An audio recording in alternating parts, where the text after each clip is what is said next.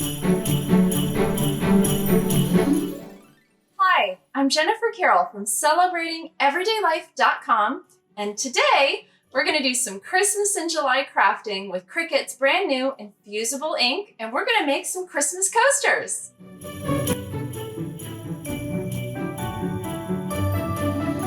The supplies that you need to make these coasters include, of course, the free SVG file design from my blog, CelebratingEverydayLife.com.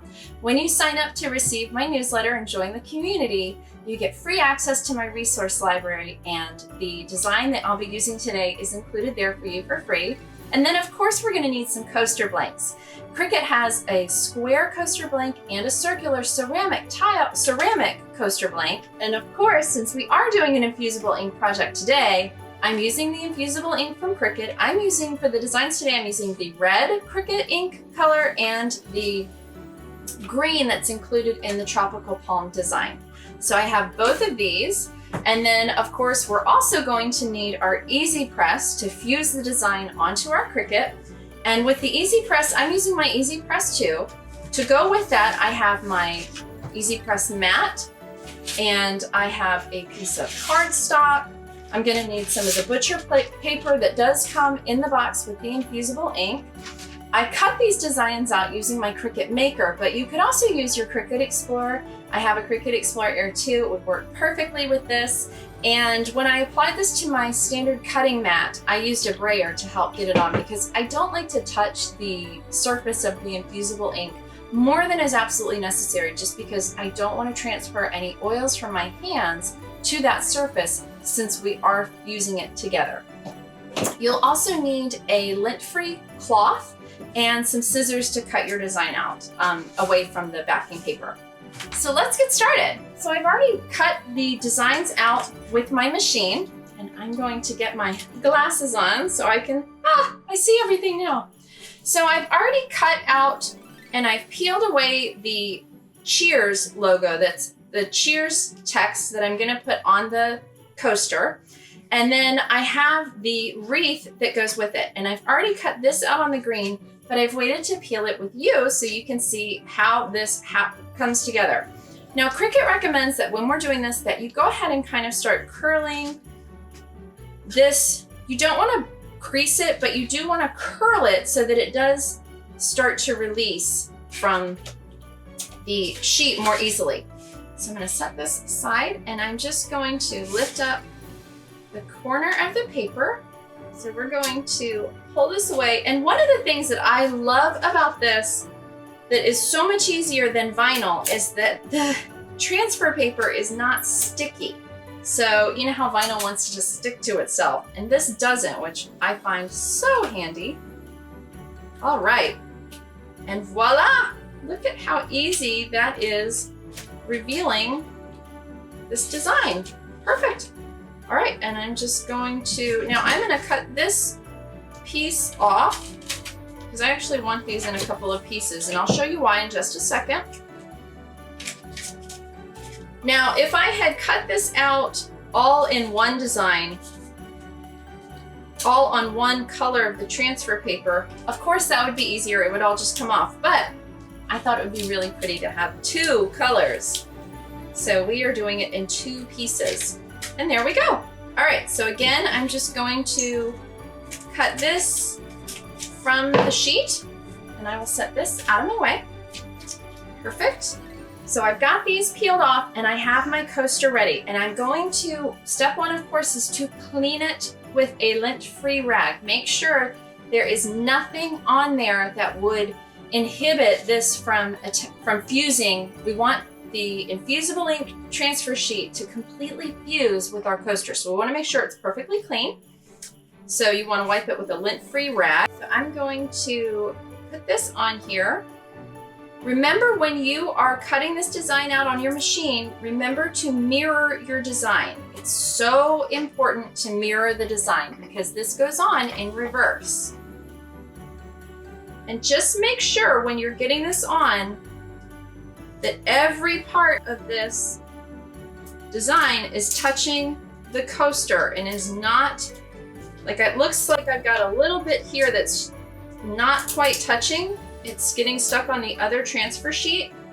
So I'm just gonna snip that out of the way.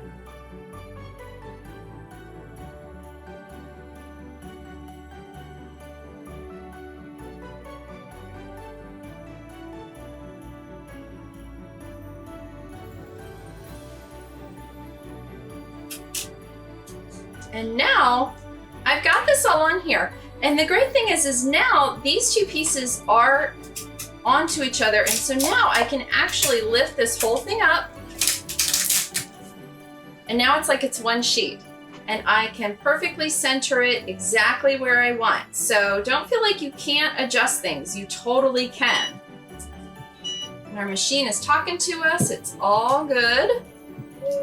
So when you get ready to use your Easy Press to do this, you do need to make sure you have the right settings for the right material that you have. I've made it really easy to get to this. You can go to celebratingeverydaylife.com/easypress, and that's going to take you right to a little cheat sheet that's going to let you plug in what material you're using and what surface you're putting it on, and it's going to give you the exact temperature and the amount of time that you need to have your machine on the material for. So the settings that we need on the Easy Press today, I've gone ahead and looked them up, but please make sure you look them up for yourself when you're doing your project, so we make sure you're using the exact right thing, because the settings for the Easy Press and the Easy Press 2 are different.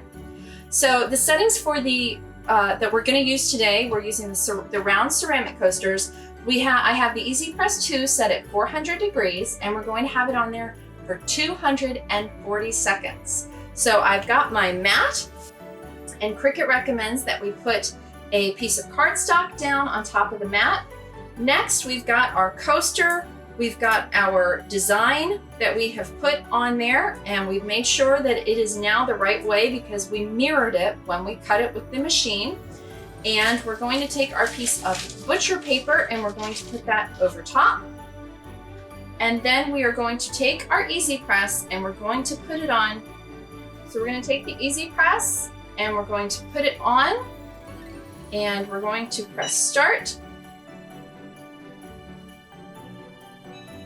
Okay, so we're going to lift it straight up. You want to be really careful when you're using this that you don't move the machine at all, because we don't want to have any kind of ghosting or blurring happen with our design.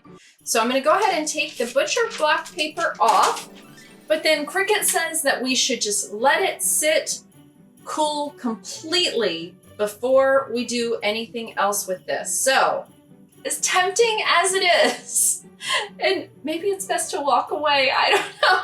We don't want to touch what's happening here. And I can tell you I'm so tempted. I can't wait to see how this turns out. But I'm gonna let it cool. I'm gonna let it cool completely. I am taking it off the heat pad to help it come down in temperature a little bit more quickly. I will tell you that ceramic tile gets hot, so do make sure you don't touch it. Don't burn yourself when you're doing this. All right, so this has cooled down considerably. Do make sure you wait, don't burn yourself. Let me tell you, this tile gets super hot, so do be really careful. And I'm going to hold the tile down, and I'm going to just take an edge here, and I'm gonna lift straight up. Oh my goodness, this is so cool! So you can see now that the design has lifted away from the sheet that was there. The color has infused itself into this. It is so vivid. It is so much brighter than it looked on there. So it really does change. I just love how this has turned out. It's so beautiful. These really are so simple to make. The hardest part was just waiting for it to cool down. I felt like a kid on Christmas morning. But these are they are so great. Like I said at the beginning, they make such great gifts. They're wonderful for coworkers and friends and teachers. There's so many possibilities that you can do with this. I hope you will give this a try. Thanks so much for joining me for this Christmas craft. I hope that you've been inspired. I love how these turned out. I think they are just fantastic gifts as well as decor for your home. Please don't forget to subscribe and follow me at celebratingeverydaylife.com so that you make sure that you never miss another craft project. You'll get access to my entire free craft library and so much more. So thanks so much for watching.